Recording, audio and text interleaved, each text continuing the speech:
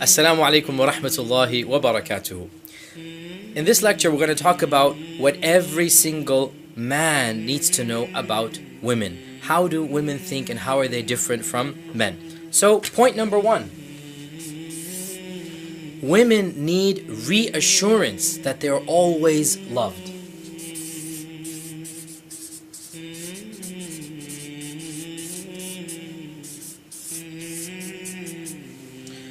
Women always need to feel loved, appreciated, and cherished. The biggest problem here is that men take women's love for granted. Of course I know my wife loves me. I don't need to prove it to her. But see, the question is not whether she knows it or not. The question is, are you showing it? Are you demonstrating it? You see, men are very logical and rational. They reason, I'm providing for my wife, I'm paying her rent, I'm coming home to her at night, I'm taking care of the house. Of course, she must logically and rationally see that I love her. But women are not thinking things through in the same type of manner. They're feeling things in an emotional sense. So for example, if the husband is often silent, as most men are, if the husband does not talk about his problems, most men don't, if the husband withdraws into his cave, if the husband is busy at work, for many women, this is taken as a signal that he does not love her. Now, we've talked about how to show love in other sections of this course, but briefly, to reiterate, number one, verbal assurances, words of affirmation. I love you never goes out of style in any language. It never loses its charm. It never loses that gazaz that comes with that phrase, and it needs to be said continuously. But it's not just that phrase. It's positive reassurance. It's affirmation. It's taking into account the good that she does. Number two, physical reassurance. Lots of touching, lots of hugging, lots of kissing, all non-sexual here. Remember, for women, it's the non-sexual hugging and kissing that makes them feel cherished and loved. Number three, companionship. For men, this is the most difficult because men do not open up for their problems and worries. But for a woman, this is what is the most important for them.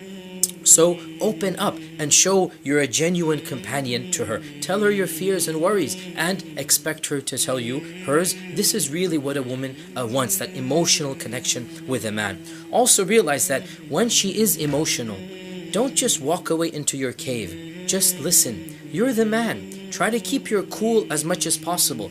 You want to handle your feelings alone. She wants to handle her feelings in your company. Realize, when a woman does become emotional, it's because she's trying to connect with you.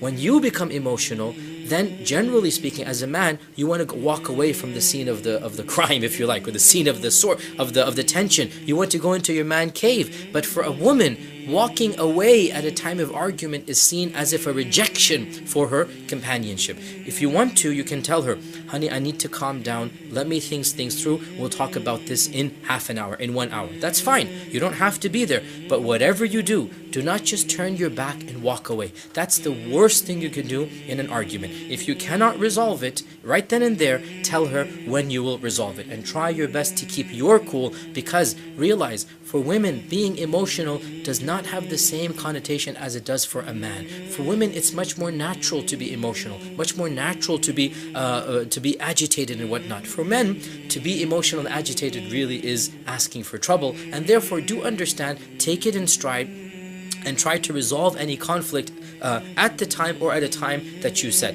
And in any case, the first point here, constant reassurance that she is loved. The second point, which is a follow-up of this point,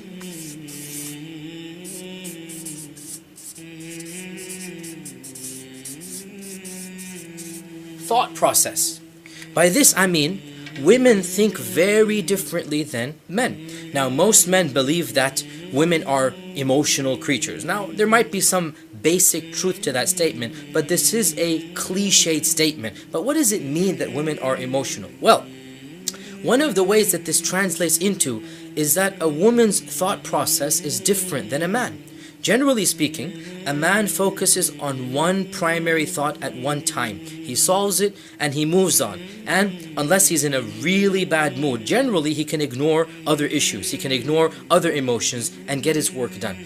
He might be having a really bad argument with his wife. The next day at work, generally speaking, he'll do just as good of a job as he did yesterday and as he's going to do tomorrow. He can, we call it compartmentalize. He can take a problem and he can throw it into a compartment, and he can just simply shove it aside and concentrate on another problem at one given time. For a woman, she's going through multiple thought processes at the same time. She's dealing with mundane issues, she's going over the household chores, she's dealing with emotional stress. For a guy, this simply is impossible to imagine. Let me put this in a real life example. Suppose you're working on a computer, simultaneously writing up a speech in one window, editing a schedule on Excel in another, preparing a PowerPoint presentation for the masjid on the third, and also dealing with incoming viruses with an antivirus program, all the while people are emailing you. Can you imagine anybody doing this simultaneously? Obviously not. We do one thing, we move on to another, we move on to another.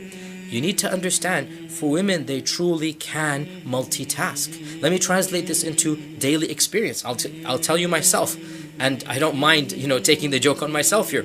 Whenever I have to cook a dish, whenever I have to be in the kitchen, I need to literally go through a checklist, concentrate on one dish at a time, and make sure that it is going fine.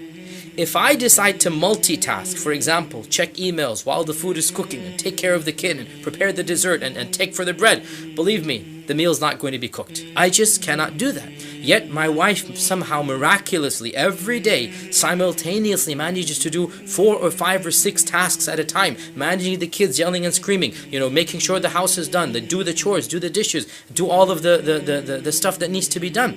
A man needs to understand a woman is capable of doing multiple processes simultaneously. What does this translate into for a man and a woman? Well, for one thing, it's very easy for a woman to jump from one topic to another in her conversation. For the man, it's like, it's completely stopped. Completely stopped, because she's literally going from project A to project B, and in her mind, it's working. For a man, this seems disoriented. For a man, he's not quite following along. And this is so frustrating for a man who has never been married before, and then he gets married, and then he finds his wife, he's talking about one thing, and she might say something totally unrelated. Or the conversation will change from point A to point B, and he doesn't understand why. She's not being disrespectful. This is the way that her thought processes are working. Also, this also leads to another issue which every single husband is familiar with. Women never forget anything done in the past. No matter how many years or decades or centuries have passed, right?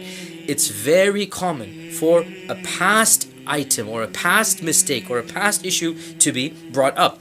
For a man who is just thinking of a current problem or a current issue or a current argument, it doesn't make any sense that a past item is brought up. But for a woman, sometimes it's going to be brought up in 2 months, in 2 weeks, in 2 years, in 20 years. Whatever the issue is, again, it's something that is in her mind, and therefore do realize this is rather natural for a woman, that every man needs to realize that. For a woman to bring up something in the past, it's pretty common. It is the way that their thought process works. Also, this another fact which is very frustrating for men, that women can be engaged in intimacy. They can be literally the husband is in the heat of the moment, and their minds are on something totally different. For example, the chores for tomorrow, taking care of the kids, the bills, the groceries. And sometimes she happens to verbalize what she's thinking about when the husband is in the passion of the moment, and there goes his romance. Well, again, this is a part and parcel of being a woman. It's very natural for a woman to multitask. She's thinking about all of these things together. And this is something women do need to realize. When their husbands are aroused, when their husbands are in the heat of the moment, when their husbands are turned on, there's only one thing on their minds, and that's sex. For her to bring up anything not related to sex is a big mood kill. It just destroys the entire moment. It really hurts the husband that he's involved with her. He's showing his love. Again, remember the languages of love. Remember, for the husband, this is love. And then she brings up, oh honey, don't forget to take the garbage out, tomorrow morning. And it's just so frustrating for the husband that he's in the middle of the moment, in the middle of this passion, and her mind is multitasking to something else. But again, this is something that men need to understand, that women do not compartmentalize their thought processes. Men, on the other hand, do compartmentalize. So a man needs to understand that he should never assume how a woman thinks, never assume that her irritation is because of you or because of anything until you verify it. The best thing you can do is to allow her to talk through her issues and to be a friend for her. Third point. Women need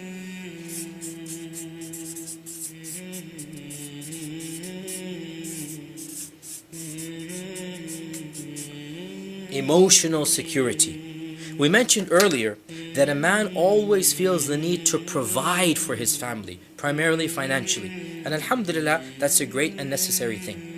But what most men don't realize is that for women, they are more in need of emotional security than financial. What this translates into is that when the husband is working long hours in the office, he feels he's doing a really good job taking care of his wife. He's working his behind off to give her what she deserves. However, from her perspective, she is saying, my husband's rarely home. Perhaps, he doesn't have that connection with me. Perhaps he's not as close to me as he should be. Perhaps he doesn't love me enough. Subhanallah. Many men, they tend to assume that just because women like to shop, they are more materialistic than men. But the fact of the matter is that the average woman would value a strong and good emotional relationship with a poor husband over an insecure relationship with a rich husband. In one study, almost 90% of women surveyed said that they would prefer a man who took a lower paying job if he spent more time in the house. Think about that, brothers. A woman, 90% of women said they would rather prefer a husband has a lower income, less money if he spends time at home. So the husband needs to work to develop that sense of security in a woman, the emotional security, just as he's got to work to ensure financial security. You have to work to ensure emotional security. Husbands, men, never assume that just because you're paying the bills, and just because you have a big house, and just because you're taking care of the financial needs, and just because you're having sex with her at night, that you are showing her emotional security. Emotional security is not dependent on these factors. How do you show her emotional security? By the small things.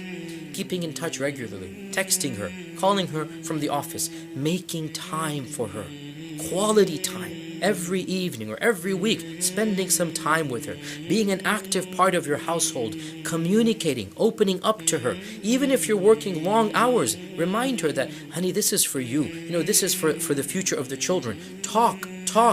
And you know what? There is a compromise as well.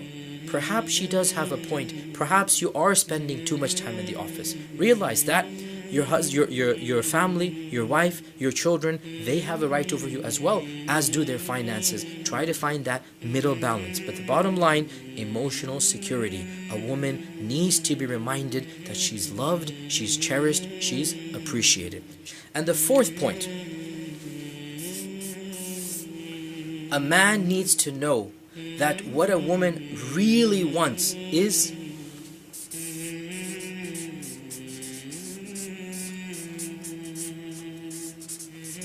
a partner and a friend. For a woman, the ideal husband is her best friend.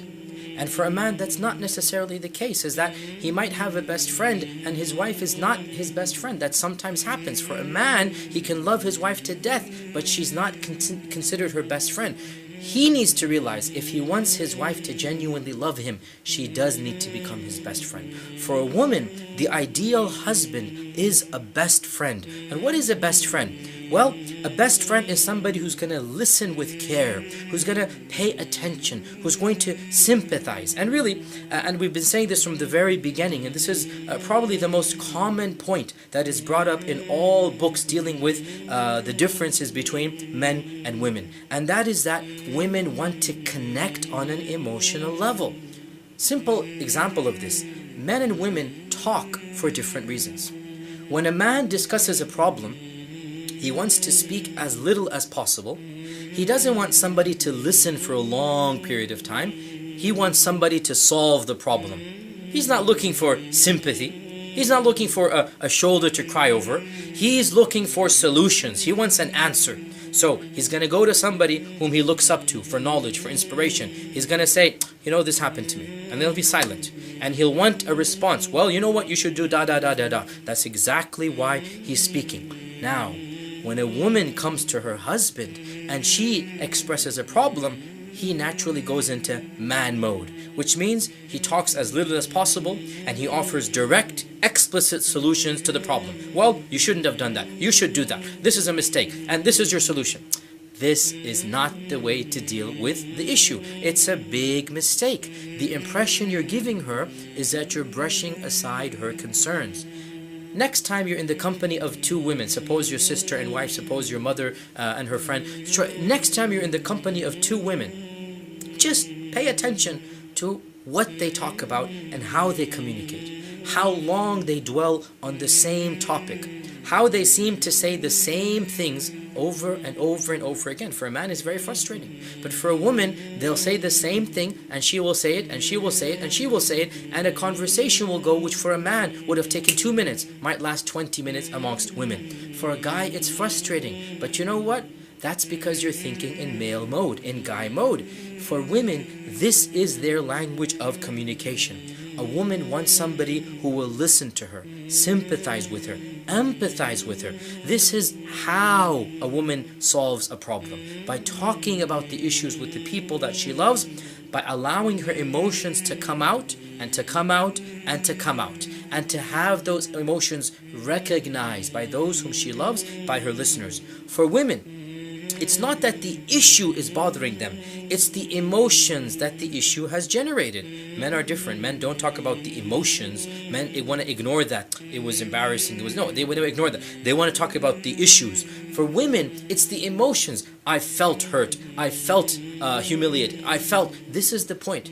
And she wants the sympathy. Believe it or not, husbands, for many issues, not offering a solution to your wife as she's discussing it through will actually make her feel that you're genuinely there for her. You're sympathizing with her. You're listening to her with the care and the attention and the sympathy that her problems deserve.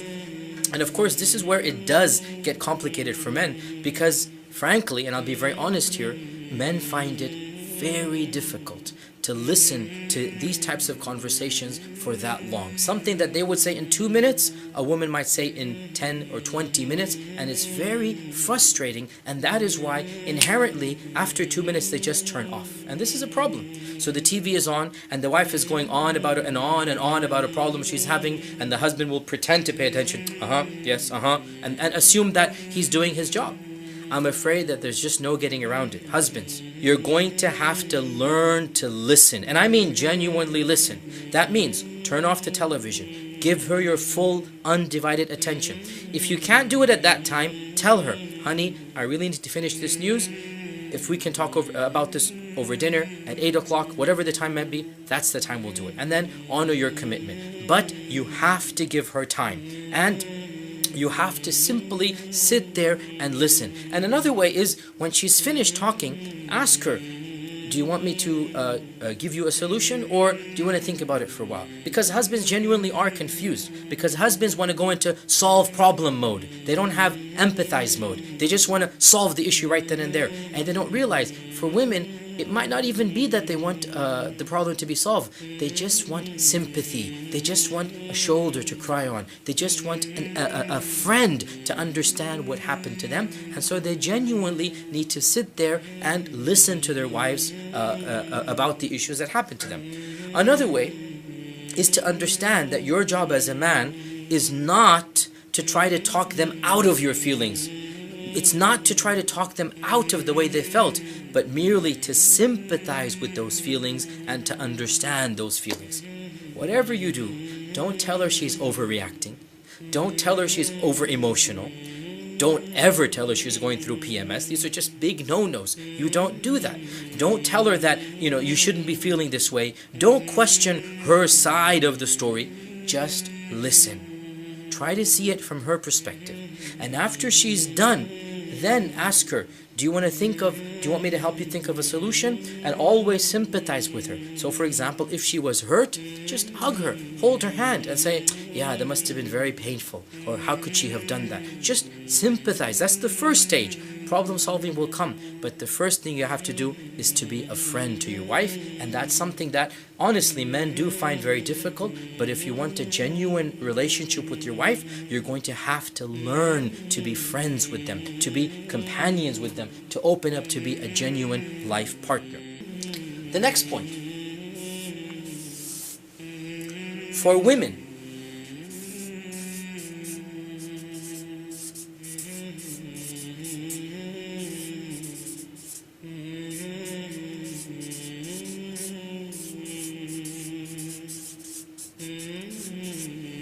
sex is not about the physical pleasure. Not at all.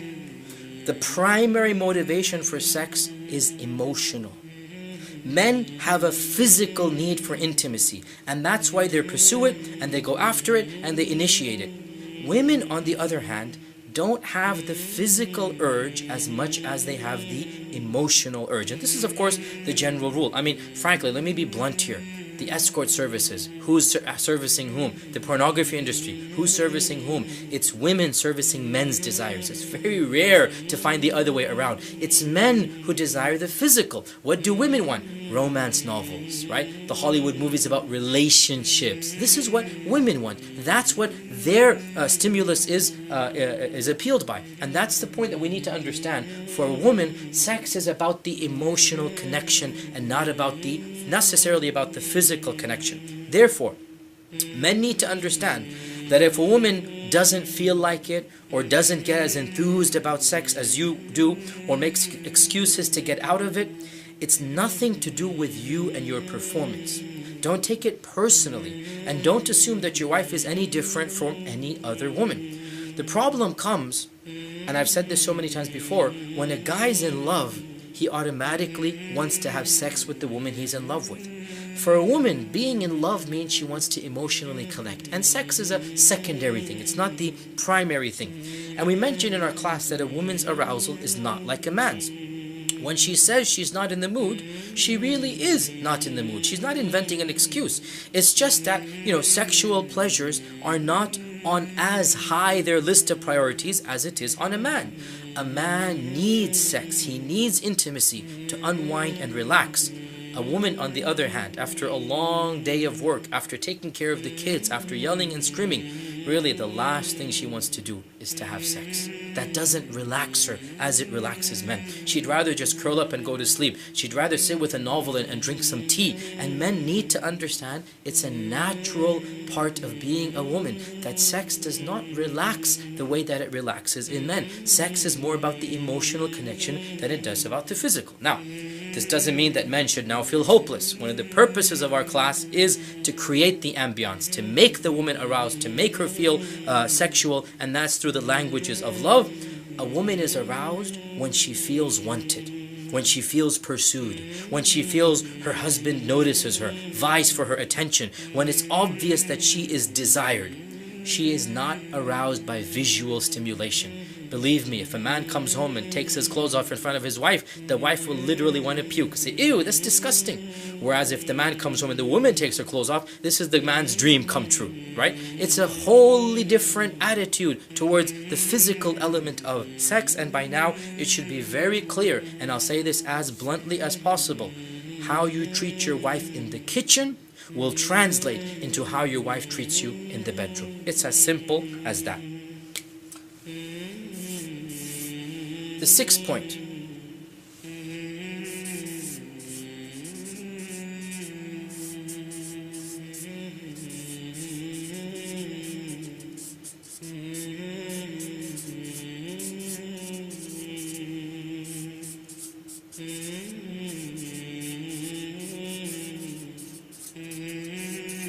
Women want to feel beautiful by dressing up, by the clothes that they wear, by the garments that they put on, by the perfume that they put on.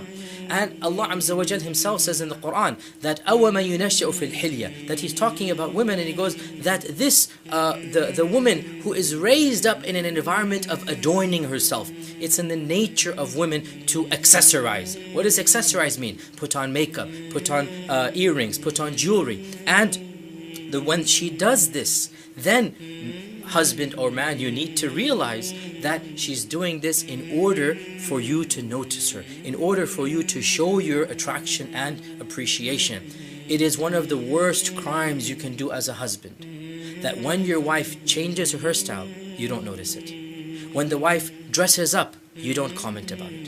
And by not noticing her accessorize, by not noticing her dress up, by not noticing her beautify herself, realize that you have killed any future attempt in order for her to beautify herself.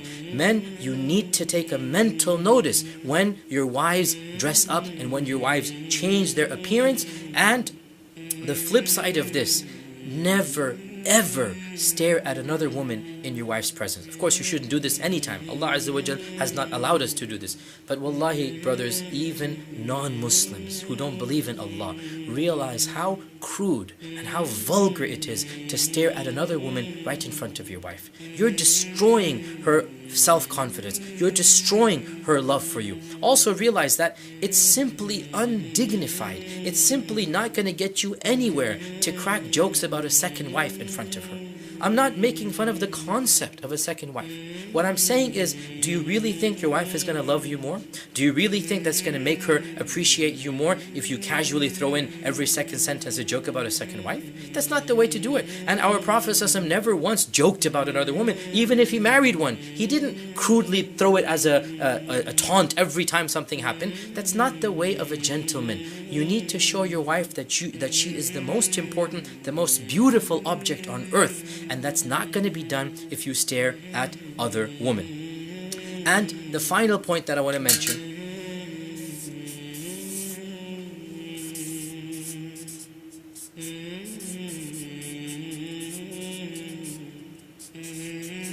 don't rationalize every single problem that a woman comes to you with.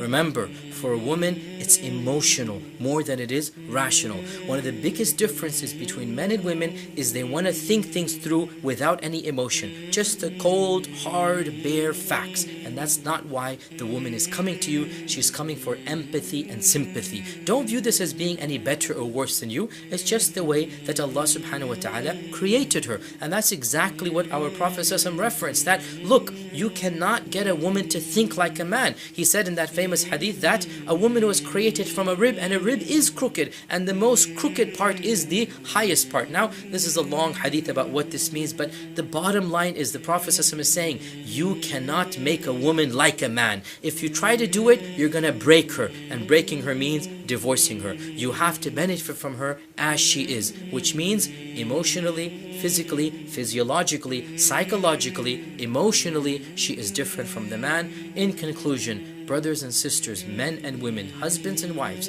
realize وَلَيْسَ الذَّكَرُ كَالْأُنْثَى, the man is not like the woman. جزاكم الله خيرا والسلام عليكم ورحمة الله وبركاته.